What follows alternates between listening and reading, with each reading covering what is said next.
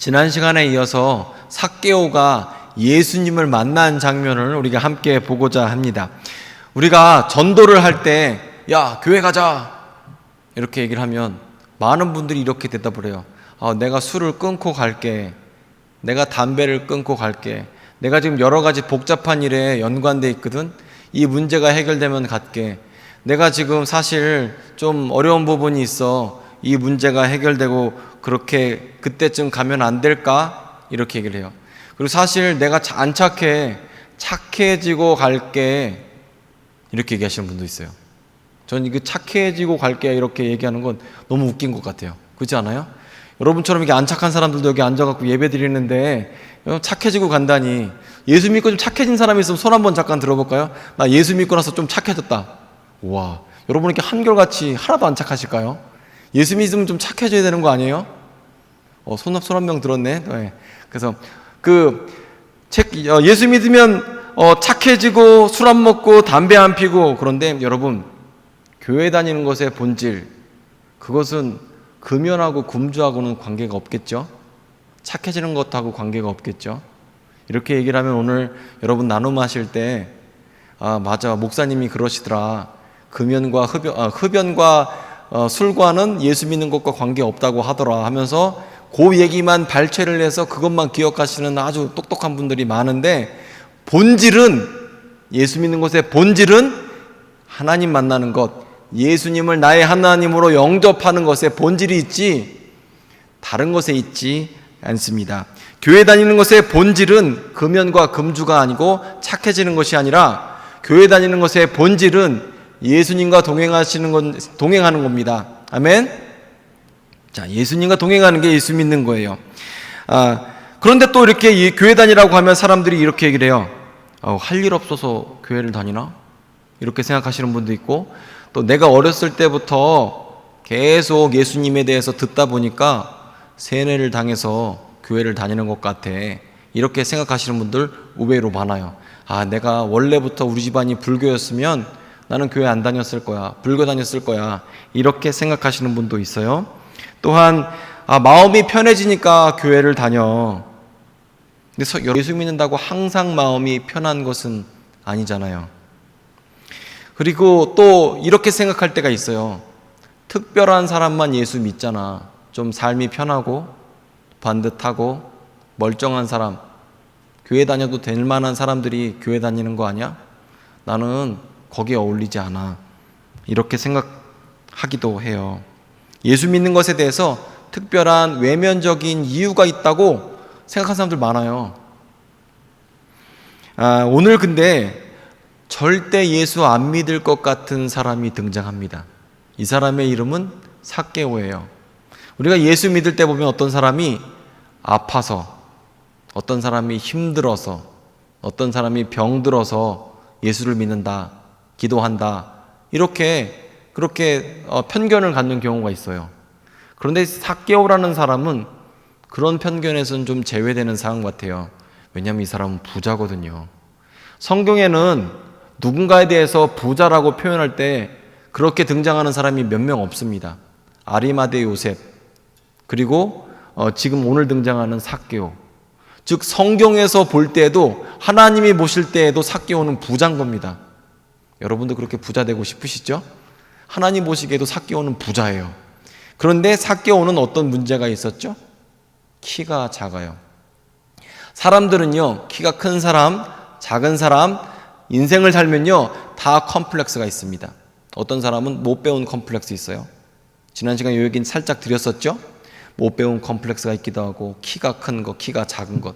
어떤 사람은 얼굴이 저처럼 큰 사람, 또 눈이 조그만 사람, 손이 작은 사람, 큰 사람, 발톱이 작은 사람, 별의별 걸로 사람들은 다 자기 컴플렉스가 있어요.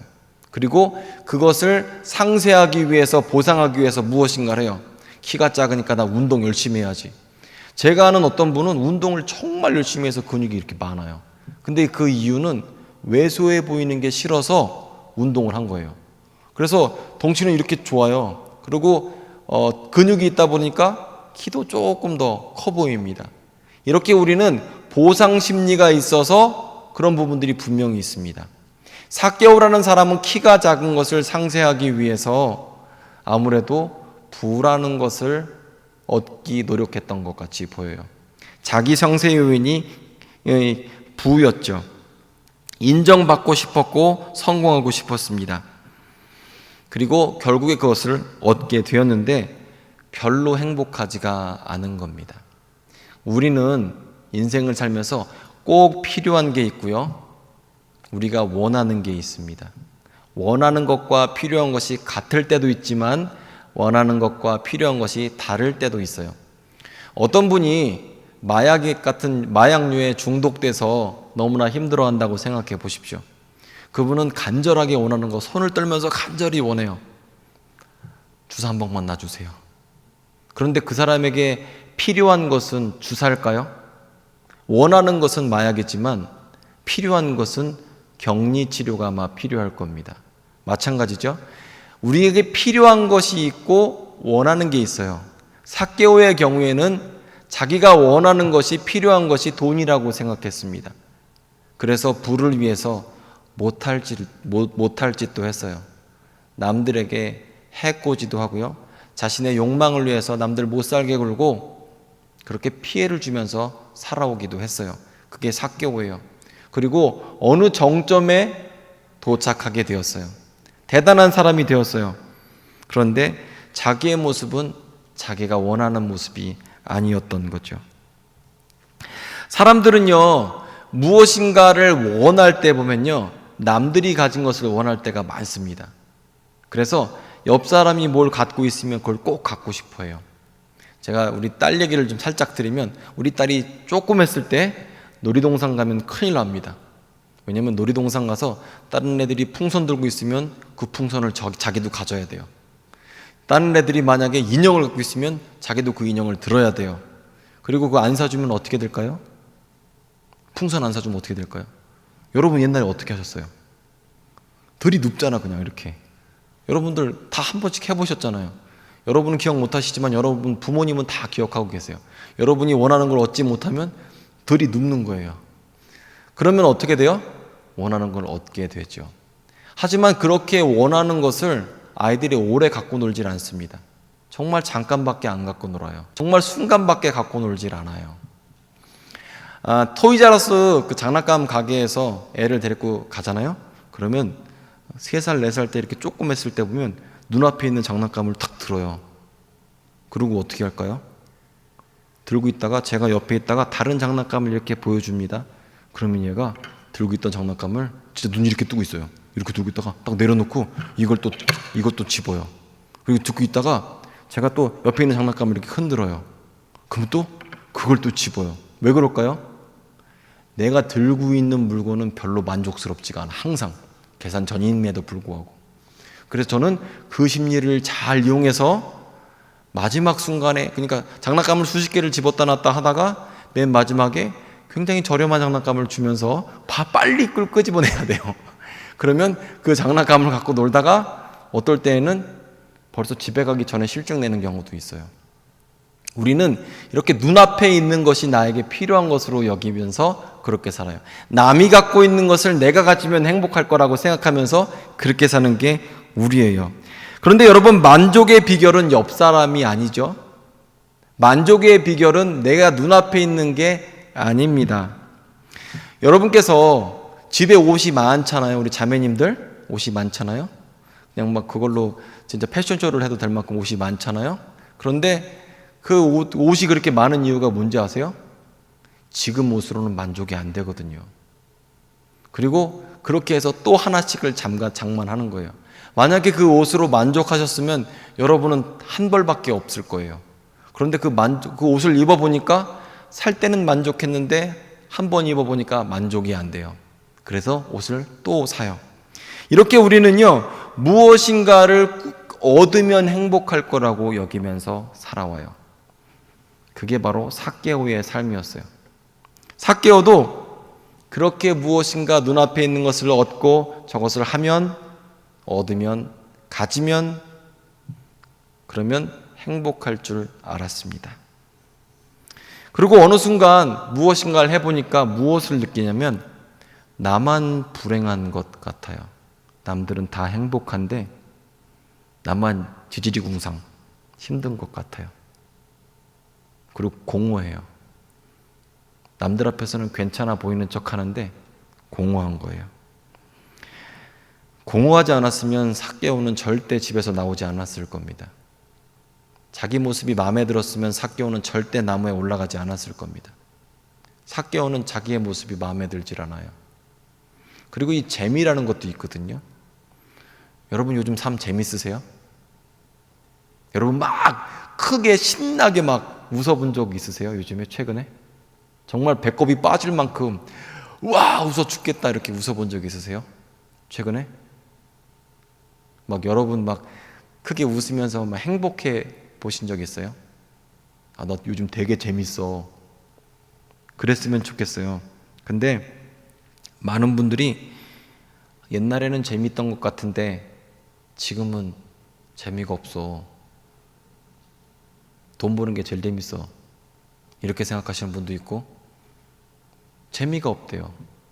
그리고 무엇인가 멀쩡한 것 같은데 정말 겉모습은 멀쩡한 것 같은데 내면이 텅텅 비고 내 안에 있는 그 생명이 다 사라진 것처럼 그렇게 하루하루 기계적으로 돌아가시는 분들, 그렇게 돌아가는 운영되는 분들도 있어요. 그리고 이 행복이란 것도 보면 우리가 이 재미란 것도 항상 행복한 사람이 있잖아요. 이렇게 항상 행복한 사람. 근데 우리는 항상 행복한 사람을 미친 사람이라고 그래요. 항상 웃는 사람이 어디 있어? 항상 우울한 사람을 뭐라고 하는지 아세요? 그 우울증 환자라고 그래요. 우리는 우울할 때도 있고 행복할 때도 있고 이렇게 업앤다운이 있죠. 업하고 다운이 있잖아요. 그런데 이렇게 행복할 줄 알고 얻었는데 한 번만 행복하고 그리고 우울해졌다가 또 한 번만 이거 얻으면 행복할 줄 알고 얻었는데 안 행복하고 그래서 이렇게 오르락내리락을 끊임없이 반복해요. 이것만 있으면 행복할 거라고 생각했는데 여러분 금메달 같은 경우도요. 올림픽에서 금메달 따죠. 그럼 진짜 행복해 하잖아요. 선수들이. 그런데 그 금메달도요. 경매로 나오고 팔기도 합니다. 왜냐하면 금메달은 막상 따보니까 딸 때만 행복하더라 이거예요. 그게 진정한 행복의 근원이 되지 못했던 거죠. 전에는 조금만 있으면 행복할 줄 알았거든요. 그때는 진리였는데 지금은 진리가 아닌 거죠. 자, 여러분은 어떠세요? 지금 여러분 삶은 어떠세요? 막 이렇게 재밌게 웃고 계세요? 좋으세요? 아니면 이렇게 나 요즘에 되게 좀 겉으로는 멀쩡한데 좀 나 좀 주저앉았어. 이렇게 살고 계시진 않으세요? 막 신나게 웃고 계세요? 너무 재미있으세요? 아니면 나 재밌는 척은 하는데 별 재미는 없어. 답답하진 않으세요? 말하고 싶은데 나 사실 솔직히 조금 아파. 나 좀 머리가 아프고 나도 상처가 있고 아파. 이렇게 살진 않으세요? 우리가 이렇게 무엇인가의 소망을 잃어버리고 절망하게 되고 내려나가게 되면 사실 돈 버는 거 말고 아무런 흥미가 없다. 이걸 그 소망의 입장에서 보면 거의 죽음하고 똑같아요. 옛날에는 재밌었던 것 같은데 번듯한 것 같은데 지금은 그렇지 못한 것 같이 여길 때가 있어요. 그런데 여러분 그리스도인의 입장에서 볼 때 제가 처음에 이제 기독교인에 대해서 얘기를 했는데 기독교인에 대해서 이야기를 할 때 가장 재밌는 것은 언제가 제일 재밌냐면 우리는 예수님을 만나고 예수의 생명 안에서 살아갈 때가 가장 행복한 거예요. 제가 이제 유튜브를 좋아합니다. 여러분도 유튜브 좋아하시죠? 예전에 유튜브를 보다가 삭 가리바라는 사람을 간증하는 걸 본 적이 있어요. 제가 사진을 가져왔는데 한번 보십시오. 이렇게 생겼습니다. 한번 찾아보셔도 돼요, 인터넷에서. 근데 이분이 나이지리아 사람인가 그럴 거예요. 근데 이분이 저기 밑에 있는 거 절대 오지 않습니다. 7월 28일 날 오지 않아요. 주일날 우리 교회 안 옵니다. 근데 내려주세요. 이 삭 가리바라는 사람이 원래 이슬람교 이맘이었습니다. 이맘은 목사님이란 뜻이에요. 이슬람교 이맘이었는데 이분이 크리스찬 친구가 있어서 맨날 교회에 대해서 이렇게 서로 상호 토론하면서 반박을 하고 그랬다고 해요. 근데 어느 날 그 친구와 12살짜리 장애를 가진 딸을 여자아이를 그 기독교 부흥 집회가 있는 스테디움에 데려다 주기로 했대요. 우리로 따지면 잠실 운동장 아시죠? 잠실 운동장에 데려다 주기로 한 거예요. 근데 집회가 있고 이래갖고 스테디움에 거의 다 왔는데 차가 너무너무 막혀서 그 자리에 주차장이 돼버린 겁니다. 길거리가 바로. 자기 너무 난처해요. 왜냐면 이슬람교 이맘이 기독교 부흥 집회에 참석한 것 같은 모양이 됐잖아요. 제가 만약에 신천지 집회하는데 한복판에 있다고 생각해 보세요. 여러분들 무슨 오해를 하시겠어요, 저에 대해서. 그러니까 자기 너무 난감한데 너무 더운 거예요, 또 아프리카 날씨가. 그래서 이 하반신 마비가 된 여자애를 데리고 밖으로 나왔어요. 그리고 저 벤치에 앉히려고 가고 있는데 스피커 방송이 야외에서 그 집회를 하다 보니까 나사렛 예수 그리스도 이름에 대해서 막 선포하는 거예요. 그런데 나사렛 예수에 대해서 얘기할 때마다 이 하반신 마비가 된 아이가 다리가 이렇게 움직이기 시작하는 거예요. 이게 움직이는 거예요. 덜렁덜렁거리면서 얘가 다리가 움직이기 시작한 거예요. 이게 근데 신경이 끊어진 사람은 이게 반사신경도 없거든요. 안 움직입니다. 그런데 얘가 다리가 갑자기 움직이기 시작한 거예요. 들고 있는데. 그리고 나사렛 예수 할 때마다 다리가 또 움직여요. 나사렛 예수 할 때마다 다리가 움직여요. 그래서 자기는 어떻게 생각했냐면, 야, 이거 그 마녀 이런 쪽으로 생각했대요. 마녀, 흑마술, 와, 이거 무섭다, 오싹오싹하다 이렇게 생각을 했대요. 그리고 벤치에다가 내려놓으려고 하는데 이 여자애가 하는 말이, 나 내려주라. 근데 야, 너 하반신 마비인데 어떻게 내려? 자기가 걷겠다 이러는 거예요. 그러니까 이 스피커 방송에서 나오는 것처럼 나사렛 예수 그리스도 이름 안에서 걸으십시오, 치유하십시오, 뭐 이런 말이 있잖아요. 그런 말을 듣고 이 12살짜리 여자애가 반응하기 시작한 겁니다. 그래서 걷겠다, 너 못 걷는다. 그러니까 얘가 이 이슬람교 이맘이었던 가리바 팔을 물어뜯었어요. 그리고 자기 흉터가 있다면 흉터도 막 보여줍니다. 방송에서. 얘가 내려왔는데 그때부터 여자애가 하반신 마비, 태어날 때부터 하반신 마비였던 여자애가 걷기 시작한 거예요. 그것까진 좋았어요. 그 다음부터 문제예요. 이제 가리바가 자기가 일하고 있는 이슬람교 사원에 가서 자기도 성직자잖아요. 기도를 하는데 자기도 모르게 나사렛 예수에 대해서 예수를 향하여 기도를 하고 있는 거예요. 자기 입술이 나사렛 예수를 향하여 마이크에다 대고 기도를 하는 거예요. 그러면 이슬람교인 믿는 사람들이 그걸 가만히 두겠어요? 가만 안 두지? 제가 이 자리에서 만약에 어머니 하나님 이런 얘기하고, 그 다음에 이만희 보혜사 이러고 있으면 여러분들 가만 두시겠냐고, 저를. 그래서 난리가 난 거예요, 이슬람교 사원이. 그리고 이맘에서도 쫓겨나고, 이슬람교는 누군가 개종을 하게 되면 명예살인 하거든요. 아니면 완벽하게 격리시킵니다. 아들이도 아들이 아니고 딸이어도 딸이 아니게 돼요. 고아가 돼요. 자기는 살해 위협도 받았고 완벽하게 격리돼서 죽을 것 같은데 형이 자기를 캐나다로 보내버린 거예요. 유학생 신분으로. 엄마 아빠로부터 버림받고 자기가 아는 모든 사람으로부터 버림받고 자기는 캐나다에 있는데, 캐나다에서 심각한 우울증 가운데 자기가 자살을 하기로 작정을 한 거예요. 나 죽어야겠다. 난 아는 사람도 없어. 모든 사람에게 버려졌어. 가진 것도 없어. 난 진짜 모든 것을 다 빼앗겼다. 그리고 난 이름도 알지도 못하는 그 예수 때문에 원하지 않게 예수 이름 아래서 12살짜리 여자애가 고침을 받았고 자기는 그 자리에 있었고, 원하지 않게 오해를 받아서 직장에서 쫓겨나고, 참 예수도 안 믿는데 쫓겨난 거잖아요. 자기는 예수 안 믿었대요. 그리고 죽으려고 작정을 하고 있었대요. 그런데 새벽 3시에 노크 소리가 들렸답니다. 나가보니까 아무도 없어요. 좀 이따 또 노크를 해요. 나가보니까 또 아무도 없어요. 또 노크를 해요. 나가봤더니 아무도 없는 데서 음성이 들렸는데 이런 음성이 들렸대요. 너희 엄마 아빠는 널 버렸지만 나는 너를 영원히 떠나지 않는다. 이런 음성을 들었대요. 그리고 음성 가운데에서 자기는 예수님을 만났고 그리고 성경을 보기 시작했어요. 인생이 변했어요. 그리고 지금은 교회 3개를 동시에 개척해서 목사님이 된 거예요.